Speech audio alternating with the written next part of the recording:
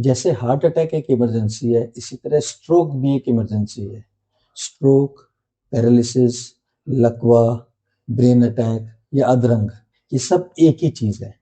जब भी ब्रेन के किसी भी हिस्से में ब्लड जाना बंद हो जाता है, तो उस हिस्से में ऑक्सीजन और न्यूट्रिएंट्स नहीं जाते, जिससे ब्रेन के सेल्स डेथ होने लग जाती है, जिसकी वजह से लकवा या पैरालिसिस के सिम्टम आते हैं, जिसको हम स्ट्रोक कहते हैं। स्ट्रोक की अगर बात करें इंडिया में, तो करीबन 18 लाख लोगों को एक साल में स्ट्रोक हो रहा है। हर साल इंडिया में करीबन 12% स्ट्रोक के केसेस बढ़ रहे हैं। लास्ट डिकेड में करीबन स्ट्रोक के केसेस डबल हो गए हैं।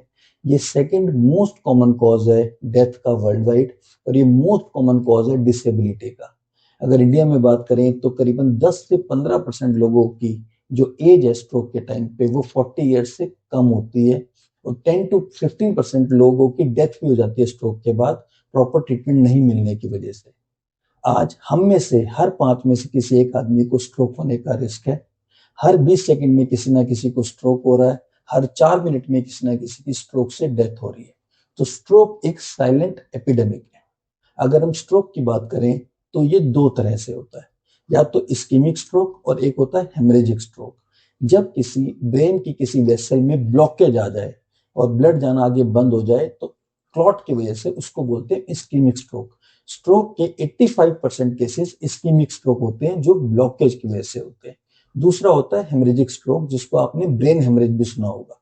15% केसेस आपके ब्रेन हेमरेज होते हैं, हेमरेजिक स्ट्रोक होते हैं, जिसमें जो वेसल ब्लड लेके जा रही है ब्रेन में, वो लीक कर जाती है, नस फट जाती है, जिसकी वजह से ब्रेन हेमरेज हो जाती है, जिसमें कई बार सर्जरी की जरूरत भी पड़ती है। और थर्ड एक होता है मिनी स्ट्रोक, जिसको हम TIA बोलते हैं, ट्रांजिएंट इस्कीमिक अटैक, जो एक टेम्परेरी ब्लॉकेज की वजह से होता है ब्रेन में, जिसमें सिम्टम्स जो आते हैं वो टेम्परेरी आते हैं। यूजली 24 आवर्स से पहले पहले वो सारे सिम्टम्स ठीक हो जाते हैं, लेकिन ये वार्निंग होती है कि इस तरह अगर हमने TIA का ध्यान नहीं दिया तो कल को वो स्ट्रोक में भी कन्वर्ट हो सकता है। बात करते हैं इसके सिम्टम्स के बारे में। सिम्टम्स जानना बहुत जरूरी है, क्योंकि आज भी हमारे पास इस तरह के पेशेंट आते हैं, जब घर में किसी को लकवा या स्ट्रोक हो जाता है तो लोग हार्ट पंप करने लग जाते हैं। तो पहली चीज मैं व्यूअर्स को ये बताऊंगा कि स्ट्रोक एक ब्रेन की बीमारी है, ये डायरेक्ट हार्ट की बीमारी नहीं है। तो स्ट्रोक को जानने से पहले हमें ब्रेन को समझना पड़ेगा। ब्रेन हमारा दो पार्ट में डिवाइड होता है, राइट हाफ और left half. Right part left को कंट्रोल करता है, लेफ्ट राइट को कंट्रोल करता है। ब्रेन टोटल हार्ट से जो ब्लड सप्लाई होती है उसका करीबन 20% ब्लड हमारे ब्रेन में जाता है। ब्रेन में कोई फैट स्टोरेज नहीं होता। It needs constant supply of oxygen and glucose. तो क्योंकि ब्रेन हमारा दो पार्ट में डिवाइडेड है, तो ब्रेन के सिम्टम्स भी इसी तरह आते हैं। तो स्ट्रोक में जब हमारी ब्रेन की कोई वेसल ब्लॉक हो जाती है या नस फट जाती है, तो उसके सिम्टम्स एक साइड पे आते हैं। अगर राइट साइड में ब्लॉकेज हुई है तो लेफ्ट साइड पैरालाइज हो जाती है, और लेफ्ट साइड में ब्लॉकेज हुई है तो राइट साइड पैरालाइज होती है। तो अगर हम इसके सिम्टम्स की बात करें तो दो चीजें बहुत इंपॉर्टेंट है। पहला, यूजली स्ट्रोक के सिम्टम्स सडनली आते हैं, और सेकंड, यूजली विदाउट वार्निंग आते हैं। इसको सिम्टम्स को याद रखने के लिए बड़ा आसान तरीका है, आपको याद रखना है be fast, BEFAST। B for balancing. अगर अचानक से किसी का बैलेंस बिगड़ने लग जाए तो वो स्ट्रोक के सिम्टम हो सकते हैं। ई फॉर आई, अगर अचानक से किसी की एक साइड की विजन चली जाए तो वो स्ट्रोक के सिम्टम हो सकते हैं। एफ फॉर फेस, अगर अचानक से किसी का मुंह टेढ़ा होने लग जाए तो वो स्ट्रोक के सिम्टम हो सकते हैं। ए फॉर आर्म, अगर अचानक से किसी की एक आर्म, एक हाथ वीक हो जाए, ग्रिप वीक हो जाए, तो वो स्ट्रोक के सिम्टम हो सकते हैं। एस फॉर स्पीच, अगर अचानक से किसी की स्पीच स्लर हो जाए, वो प्रॉपर बोल नहीं पा रहा, वर्ड फाइंडिंग डिफिकल्टी आने लग जाए, तो वो स्ट्रोक के सिम्टम हो सकते हैं। टी फॉर टाइम, अगर किसी को भी इस तरह के सिम्टम आते हैं तो आपको टाइमली फटाफट आसपास के हॉस्पिटल में पहुंचना है। मीन्स अगर आपको कोई भी सिम्टम हाफ बॉडी में आता है और सडनली आता है तो वो स्ट्रोक का सिम्टम हो सकता है। अगर हम कॉजेस की बात करें तो इस्कीमिक स्ट्रोक, जिसमें ब्रेन में क्लॉटिंग बनती है, उसमें सबसे कॉमन कॉज है एथेरोस्क्लेरोसिस, जिसमें फैट डिपॉजिट्स हो जाते हैं। दूसरा, ब्लड क्लॉट।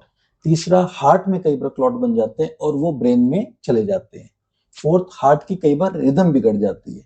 और फिफ्थ, आपकी कैरोटिड आर्टरी, जो आपके हार्ट से ब्रेन में ब्लड लेके जा रही है, उसकी अगर डिजीज है, उससे भी ब्रेन में क्लॉटिंग होने के चांस होते हैं।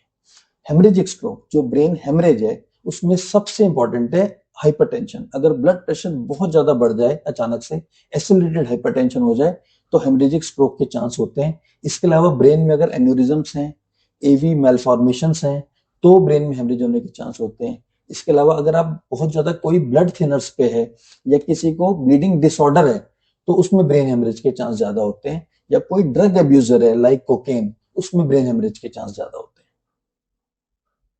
अगर हम रिस्क फैक्टर्स की बात करें, तो हमारे स्ट्रोक में दो तरह के रिस्क फैक्टर्स होते हैं। एक रिस्क फैक्टर्स है मॉडिफाइबल रिस्क फैक्टर्स, जिनको हम मॉडिफाई कर सकते हैं, और एक रिस्क फैक्टर है नॉन मॉडिफाइबल रिस्क फैक्टर्स, जिनको हम मॉडिफाई नहीं कर सकते। अगर हम मॉडिफाइबल रिस्क फैक्टर्स की बात करें, तो इसमें डायबिटीज, हाइपरटेंशन या blood pressure, smoking, excess alcohol, excess cholesterol, inactivity, अगर फिजिकल इनएक्टिविटी है, ओबेसिटी या मोटापा है, स्ट्रेस, आपकी अनहेल्दी डाइट, कोई हार्ट डिजीज है, या एट्रियल फिब्रिलेशन जिसमें हार्ट की रिदम बिगड़ जाती है, या स्लीप एपनिया जिनको रात को स्नोरिंग होती है, खर्राटे आते हैं, ये सारे मॉडिफाइबल रिस्क फैक्टर्स हैं।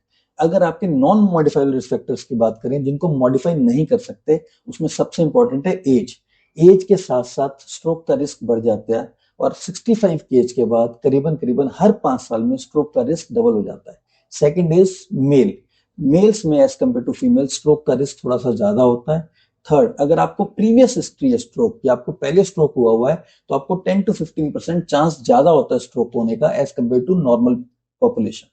फोर्थ, अगर आपको फैमिली हिस्ट्री है, किसी की फैमिली हिस्ट्री है स्ट्रोक की, तो उसमें भी स्ट्रोक का रिस्क बढ़ जाता है।